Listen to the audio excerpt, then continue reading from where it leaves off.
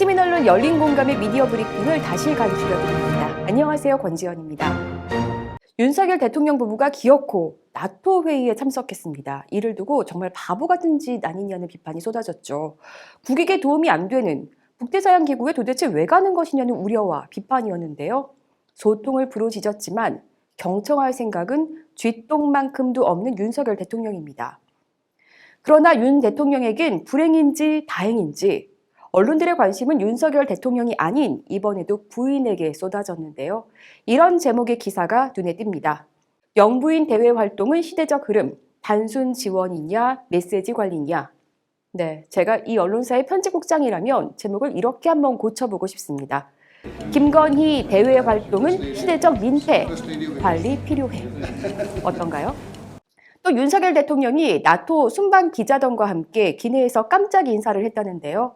과거 문 대통령의 스탠딩 간담회를 비판했던 기자님들은 모두 퇴사하셨나 봅니다. 자, 여기서 잠깐만. 이번에 기내에서 간담회를 하면서 김건희 여사 첫 상견례를 가졌다는 제목도 보이는데요. 상견례, 국어사전에서는 공식적으로 서로 만나보는 예라고 정의하고 있습니다. 저만 빼고 다른 기자님들은 다 건의행위와 비공식적으로 만나셨나 봅니다. 비카인지에서 김건희 석자를 치면 올해 3월 30일부터 6월 30일까지 총 6,344건이 검색되네요. 과거 그녀의 발언이 떠오릅니다. 내가 정권 잡은 거기는 완전히 꼭꼭 숨어라 머리카락 보인다. 네, 우리 여사님 어디 가신 걸까요? 이런 가운데 도대체 나토 정상회의에 우리 김건희 여사가 왜 참석한 거냐? 많은 분들이 의아해하셨죠. 기사를 찾아보니 답이 있습니다. 투어, 만찬 참석, 오페라 극장 리허설 관람. 네, 잠시 머리도 식힐 겸 우리도 노래 한 곡 듣고 오겠습니다. 네가 보여 숨이 막혀 내 눈앞에서 좀 사라져줘. 와, 그래도 우리 여사님이 뽐내고 오신 게 있긴 합니다. 연합뉴스 볼까요? 스페인 왕비 만난 김건희 여사. 우리는 동갑. 한국 K 한국 K 뷰티 훌륭. 네. 윤석열 대통령 부부가 스페인 국왕 만찬에 참석했는데 미국 바이든 대통령의 첫 악수 상대가 윤석열 대통령이었다는 이 기사입니다. 이름하여 노룩 악수.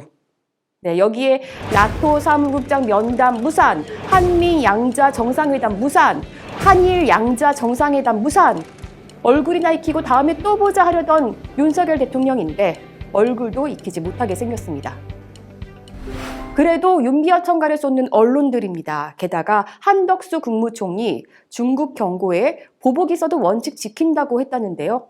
중국 관영 황구시보는 아시아 태평양 국가들, 특히 한국과 일본은 나토 정상회의에 참석해선 안 된다고 주장했습니다.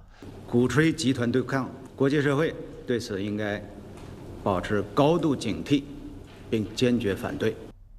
이런 중국의 반발에 대해 한덕수 총리는요, 우리 원칙을 지킬 것이라고 말했습니다. 중국과 무역 관계가 어떻게 되든 경제가 어떻게 되든 다른 세상을 살고 있는 듯한 이분들, 사실 원칙대로 하자면 당신들은 그 자리에 있어선 안 되는 분들입니다.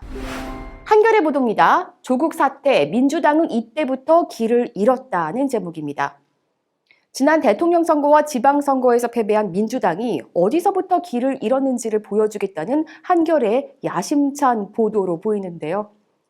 정치사회학자와 평론가, 시민사회와 법조계 인사 20명에게 민주당의 최대 패착을 물은 결과 절반이 넘는 12명이 조국 사태를 주요 분기점으로 꼽았다는 겁니다. 민주시민들은 검난이라고 표현하는 사안을 한겨레는 조국 사태라고 표현했네요. 게다가 한겨레가 꼽았다는 각계각층 인사 20명의 면면을 살펴봤는데요. 김두일 작가와 허지연 기자는 이렇게 분석했습니다.